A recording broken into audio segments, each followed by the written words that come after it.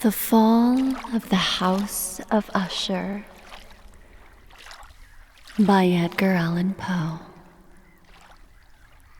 It was a dark and soundless day near the end of the year, and clouds were hanging low in the heavens. All day I had been riding on horseback through the country with little life or beauty. And in the early evening, I came within view of the House of Usher.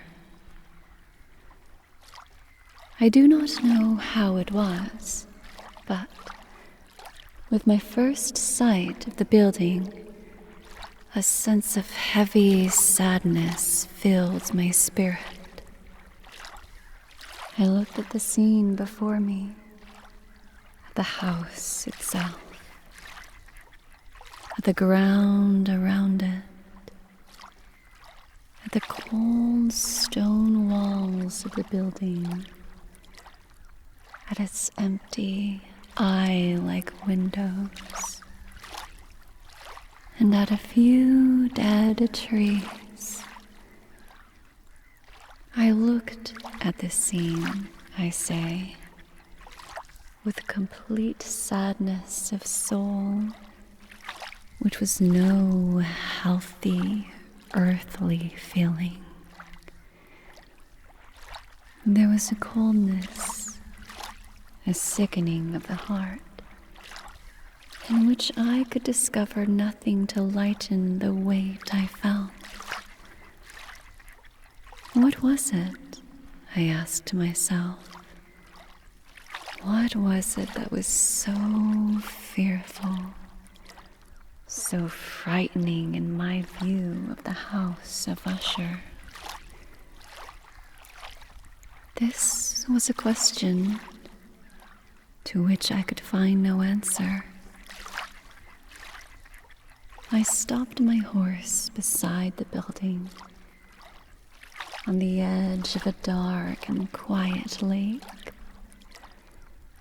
There, I could see reflected in the water a clear picture of the dead trees, and of the house and its empty eye-like windows.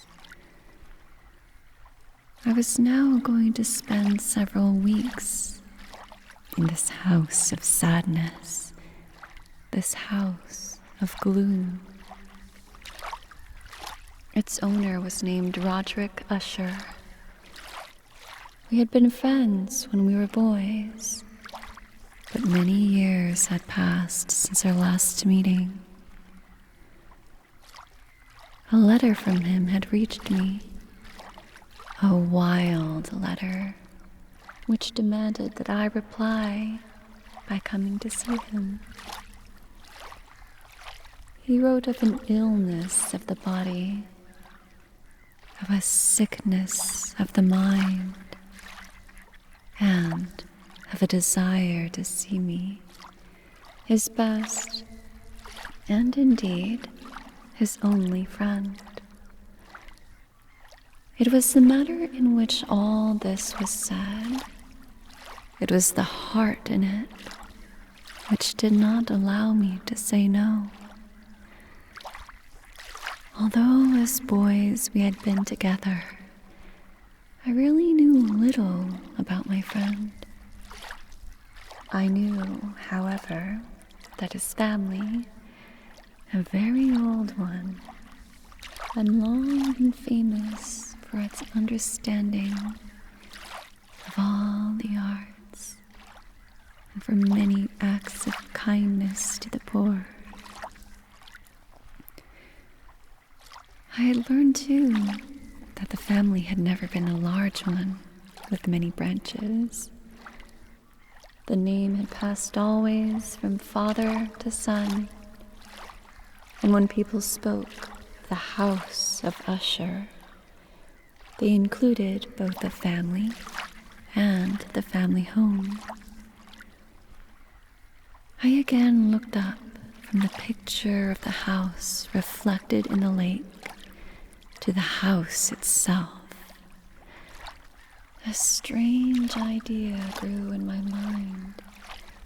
An idea so strange that I tell it only to show the force of the feelings which laid their weight on me. I really believed that around the whole house and the ground around it, the air itself was different. It was not the air of heaven. It rose from the dead, decaying trees, from the gray walls and the quiet lake. It was a sickly, unhealthy air that I could see, slow moving, heavy and gray. Shaking off from my spirit what must have been a dream, I looked more carefully at the building itself. The most noticeable thing about it seemed to be its great age. None of the walls had fallen, yet the stones appeared to be in a condition of advanced decay. Perhaps the careful eye would have discovered the beginning of a break in the front of the building, a crack making its way from the top down the wall until it became lost in the dark waters of the lake. I rode over a short bridge to the house. A man who worked in the house, a servant, took my horse, and I entered. Another servant of quiet step led me without a word through many dark turnings to the room of his master. Much that I met on the way added, I do not know how, to the strangeness of which I have already spoken, while the objects around me, the dark wall coverings, the blackness of the floors, and the things brought home from long forgotten wars, while these were like the things I had known since I was a baby, while I admitted that all this was only what I had expected, I was still surprised at the strange ideas which grew in my mind from these simple things. The room I came into was very large and high. The windows were high and pointed at the top, and so far above the black floor that they were quite out of reach. Only a little light, red in color, made its way through the glass and served to lighten the nearer and larger objects. My eyes, however, tried and failed to see into the far, high corners of the room. Dark coverings hung upon the walls. The many chairs and tables had been used for a long, long time. Books lay around the room, but could give it no sense of life. I felt sadness hanging over everything. No escape from this deep, cold gloom seemed possible. As I entered the room, Usher stood up from where he had been lying and met me with a warmth which at first I could not believe was real. A look, however, his face told me that every word he spoke was true.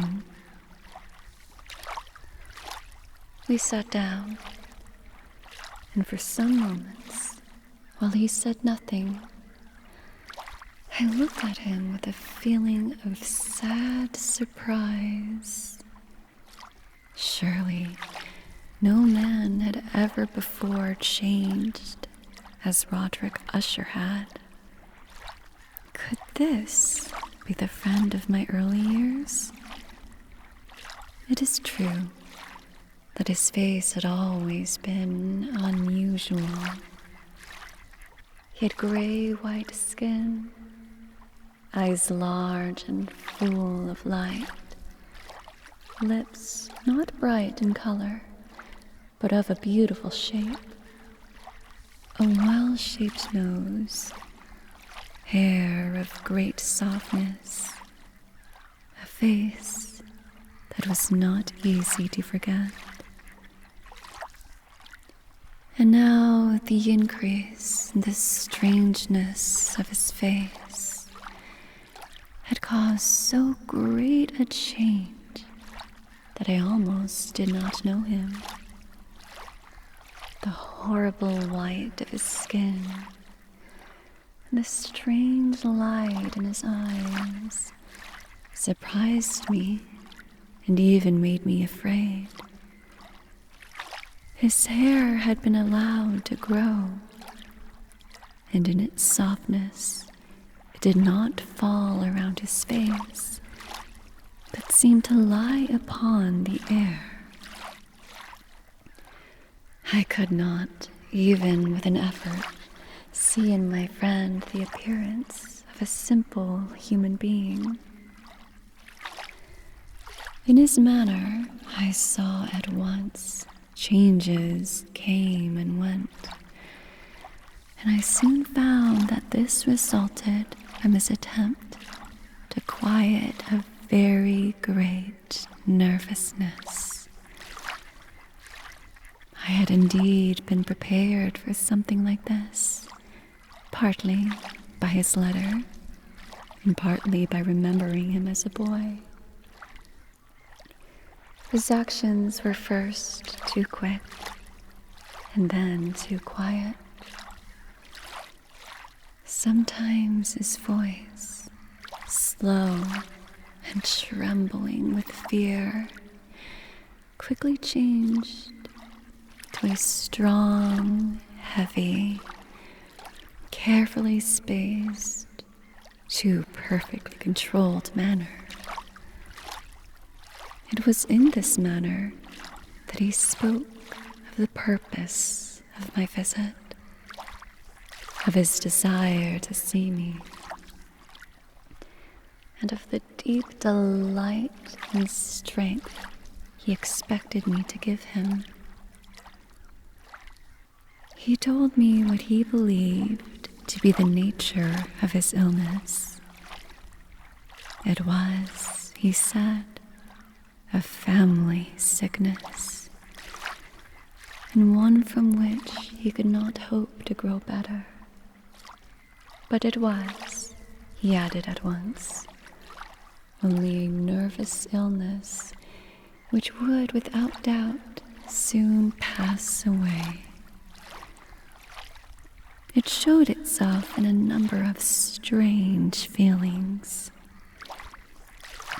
Some of these, as he told me of them, interested me, but were beyond my understanding. Perhaps the way in which he told me of them added to their strangeness. He suffered much from a sickly increase in the feeling of all the senses. He could only eat the most tasteless food. All flowers smelled too strongly for his nose. His eyes were hurt by even a little light, and there were few sounds which did not fill him with horror. A certain kind of sick fear was completely his master. "I shall die," he said. "I shall die. I must die of this fool's sickness. In this way, and no other way, I shall be lost. I fear what will happen in the future, not for what happens, but for the result of what happens. I have indeed no fear of pain, but only fear of its result, of terror. I feel that the time will soon arrive when I must lose my life and my mind and my soul together in some last battle with that horrible enemy, fear. I learned also, but slowly, and through broken words with doubtful meaning, another strange fact about the condition of Usher's mind. He had certain sick fears about the house in which he lived, and he had not stepped out of it for many years. He felt that the house, with its gray walls and the quiet lake around it, had somehow, through the long years, gotten a strong hold on his spirit. He said, however, that much of the gloom which lay so heavily on him was probably caused by something more plainly to be seen, by the long-continued illness, indeed, the coming death of a dearly loved sister, his only companion for many years. Except for himself, she was the last member of his family on earth. "When she dies," he said, with a sadness which I can never forget, "when she dies, I will be the last of the old family, the House of Usher." While he spoke, the Lady Madeline, for so she was called, passed slowly through a distant part of the room, and without seeing that I was there, went on. I looked at her with a complete and wondering surprise, and with some fear. And yet I found I could not explain to myself such feelings. My eyes followed her. When she came to a door, and it closed behind her, my eyes turned to the face of her brother, but he had put his face in his hands, and I could see only that the thin fingers through which his tears were flowing were whiter than ever before. The illness of the Lady Madeline had long been beyond the help of her doctors. She seemed to care about nothing. Slowly her body had grown thin and weak, and often for a short period she would fall into a sleep like the sleep of the dead. So far she had not been forced to stay in bed, but by the evening of the day I arrived at the house, the power of her destroyer, as a brother told me that night, was too strong for her. I learned that my one sight of her would probably be the last I would have. That the lady, at least while living, would be seen by me no more. For several days following, her name was not spoken by either Usher or myself. And during this period, I was busy with efforts to lift my friend out of his sadness and gloom. We painted and read together, or listened, as if in a dream, to the wild music he played. And so, as a warmer and more loving friendship grew between us, I saw more clearly the uselessness of all attempts to bring happiness to a mind from which only darkness came, spreading upon all objects in the world its never-ending gloom. I shall always remember the hours I spent with the master of the House of Usher. Yet I would fail in any attempt to give an idea of the true character of the things we did together. There was a strange light over everything. The paintings which he made me tremble, though I do not know why.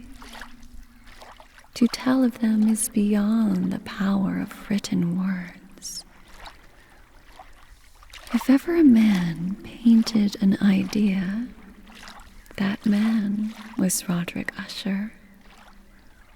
For me, at least, there came out of his pictures a sense of fear and wonder. One of these pictures may be told, although weakly, in words. It showed the inside of a room where the dead might be placed, with low walls, white and plain. It seemed to be very deep under the earth. There was no door, no window, and no light or fire burned. Yet a river of light flowed through it, filling it with a horrible, ghastly brightness. I have spoken of that sickly condition of the senses, which made most music painful for Usher to hear. The notes he could listen to with pleasure were very few. It was this fact, perhaps, that made the music he played so different from most music. But the wild beauty of his playing could not be explained. The words of one of his songs, called The Haunted Palace, I have easily remembered. In it, I thought I saw, and for the first time, that Usher knew very well that his mind was weakening. This song told of a great house where a king lived, a palace in a green valley where all was light and color and beauty, and the air was sweet. In the palace were 2 bright windows through which people in that happy valley could hear music and could see smiling ghosts, spirits moving around the king. The palace store was of the richest materials, in red and white. Through it came other spirits whose only duty was to sing in their beautiful voices about how wise their king was. But a dark change came. The song continued. And now those who enter the valley see through the windows. In a red light, shapes that move to broken music, while through the door, now colorless, a ghastly river of ghosts, laughing but no longer smiling, rushes out forever. Our talk of this song led to another strange idea in Usher's mind.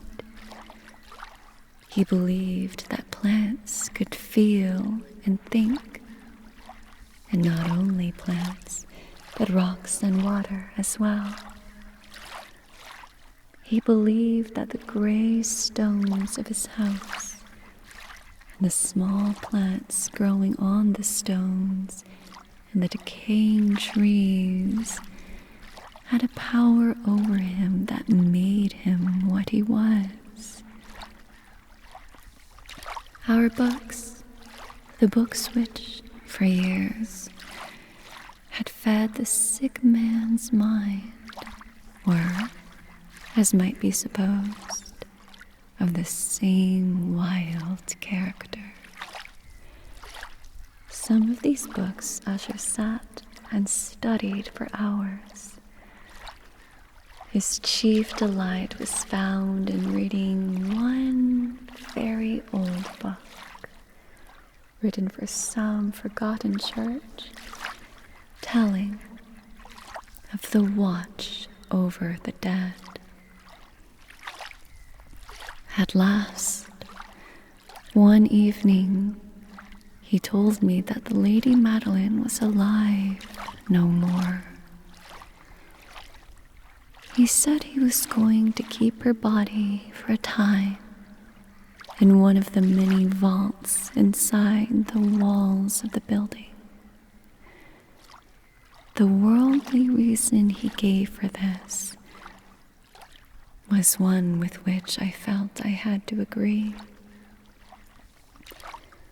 He had decided to do this because of the nature of her illness, because of the strange interest and questions of her doctors, and because of the great distance to the graveyard where members of his family were placed into the earth.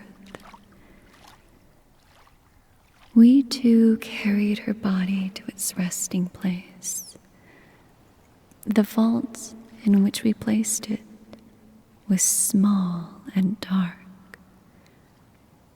and in ages past it must have seen strange and bloody scenes. It lay deep below that part of the building where I myself slept. The thick door was of iron, and because of its great weight, made a loud, harsh sound when it was opened and closed. As we placed the Lady Madeline in this room of horror,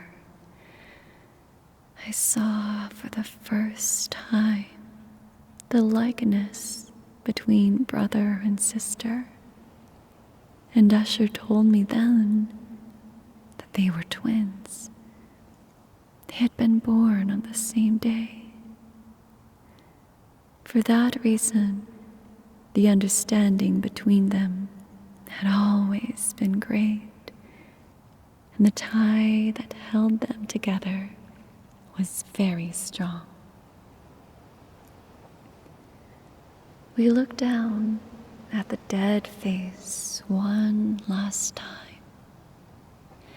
and I was filled with wonder.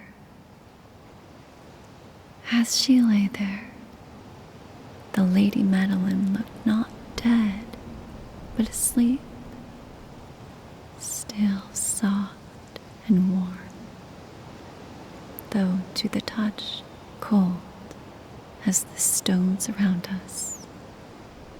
We did not long look down at her, for fear and wonder filled our hearts.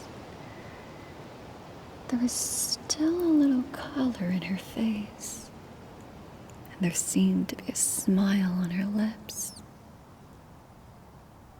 We closed the heavy iron door and returned to the rooms above, which were hardly less gloomy than the vault. And now a change came in the sickness of my friend's mind. He went from room to room with a hurried step. His face was, if possible, whiter and more ghastly than before, and the light in his eyes had gone. The trembling in his voice seemed to show the greatest fear. At times, he sat looking at nothing for hours, as if listening to some sound I could not hear. I felt his condition, slowly but surely, gaining power over me. I felt that his wild ideas were becoming fixed in my own mind. As I was going to bed late in the night of the 7th or 8th day after we placed the Lady Madeline within the vault, I experienced the full power of such feelings. Sleep did not come while the hours passed. My mind fought against the nervousness. I tried to believe that much, if not all, of what I felt was due to the gloomy room, to the dark wall coverings, which in a rising wind moved on the walls. But my efforts were useless. A trembling I could not stop filled my body, and fear without reason caught my heart. I sat up, looking into the darkness of my room, listening. I do not know why, to certain low sounds which came when the storm was quiet.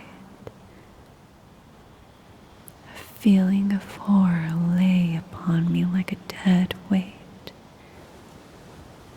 I put on my clothes and began walking nervously around the room. I had been walking for a very short time when I heard a light step coming toward my door. I knew it was Usher. In a moment, I saw him at my door, as usual, very white. But there was a wild laugh in his eyes.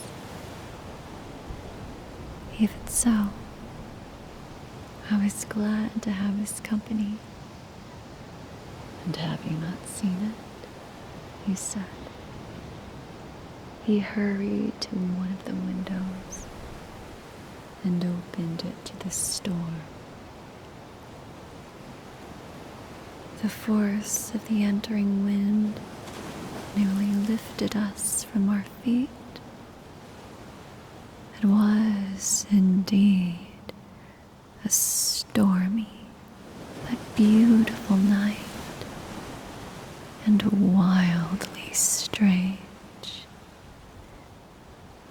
The heavy, low-hanging clouds, which seemed to press down upon the house, flew from all directions against each other, always returning and never passing away in the distance.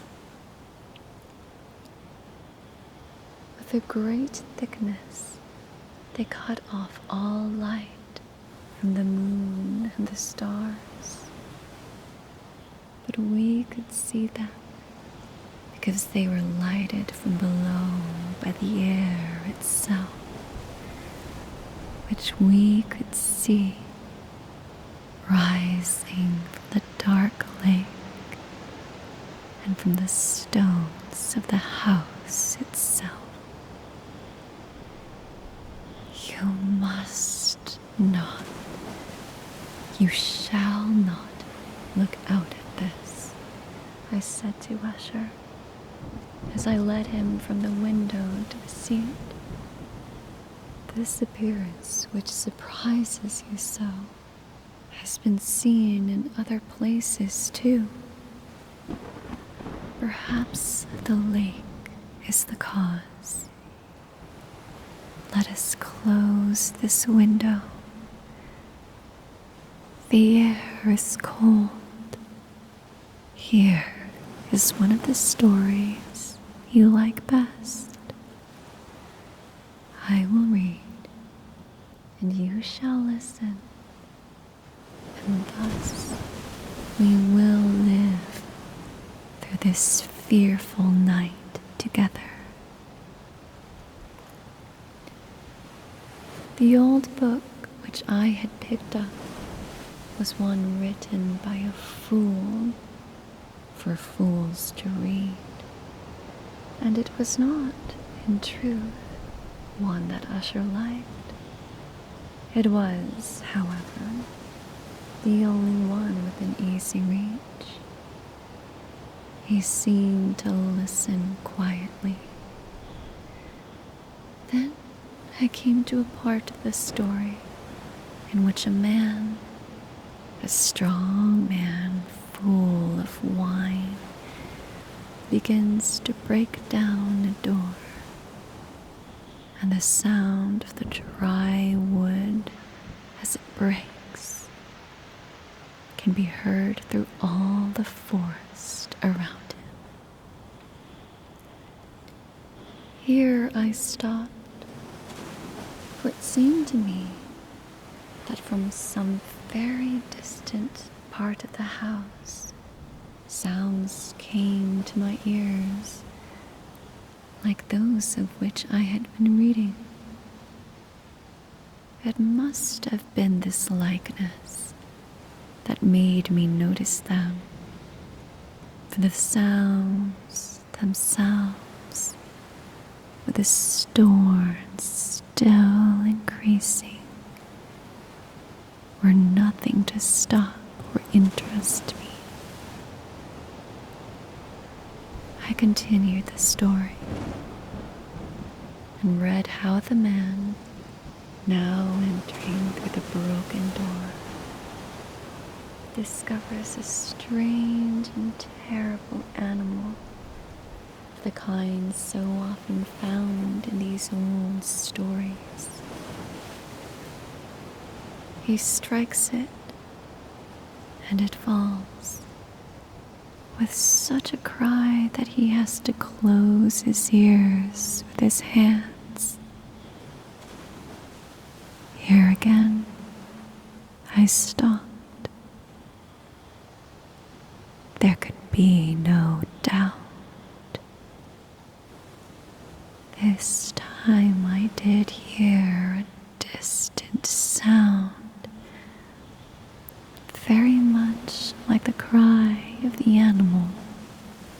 story. I tried to control myself so that my friend would see nothing of what I felt. I was not certain that he had heard the sound, although he had clearly changed in some way. He had slowly moved his chair so that I could not see him well. I did see that his lips were moving as if he were speaking to himself. His head had dropped forward,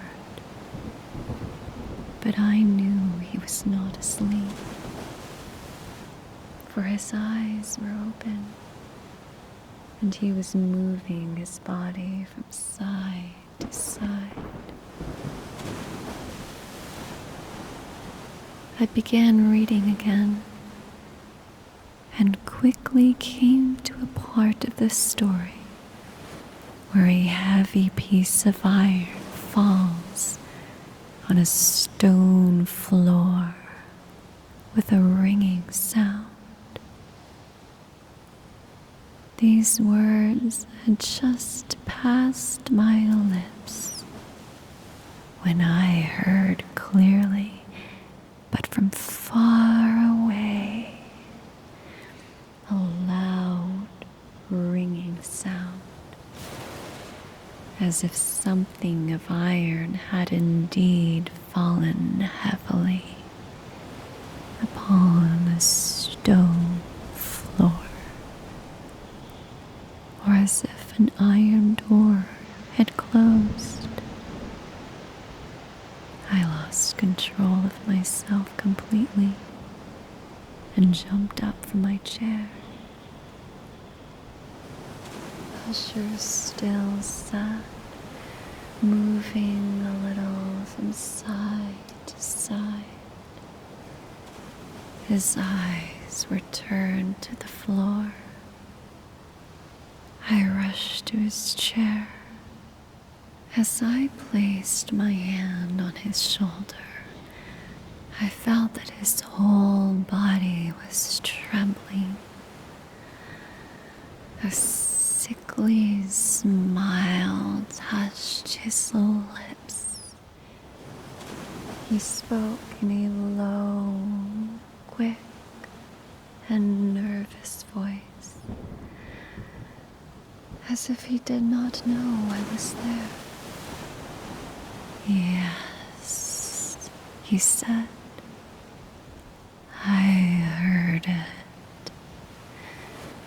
Many minutes, many hours, many days have I heard it, but I did not dare to speak. We have put her living in the vault. Did I not say that my senses were too strong? I heard her first movements many days ago, yet I did not dare to speak. And now, that story, but the sounds were hers. Oh, where shall I run? She's coming to ask why I put her there too soon. I hear her footsteps on the stairs. I hear the heavy beating of her heart. Here, he jumped up and cried as if he were giving up his soul. I tell you, she now stands at the door, the great door to which he was pointing. now slowly opened. It was the work of the rushing wind, perhaps, but no. Outside that door, a shape did stand, the tall figure in its grave clothes of the Lady Madeline of Usher. There was blood upon her white dress, and the signs of her terrible efforts to escape were upon every part of her thin form. For a moment she remained trembling at the door. Then, with a low cry, she fell heavily in upon her brother. In her pain, as she died at last, she carried him down with her, down to the floor. He too was dead, killed by his own fear. I rushed from the room. I rushed from the house. I ran. The storm was around me in all its strength as I crossed the bridge. Suddenly, a wild light moved along the ground at my feet, and I turned to see where it could have come from. For only the great house and its darkness were behind me. The light was that of the full moon, of a blood-red moon, which was now shining through that break in the front wall, that crack which I thought I had seen when I first saw the house. Then only a little crack. It now widened as I watched. A strong wind came rushing over me. The whole face of the moon appeared. I saw the great walls falling apart. There was a long and stormy shouting sound,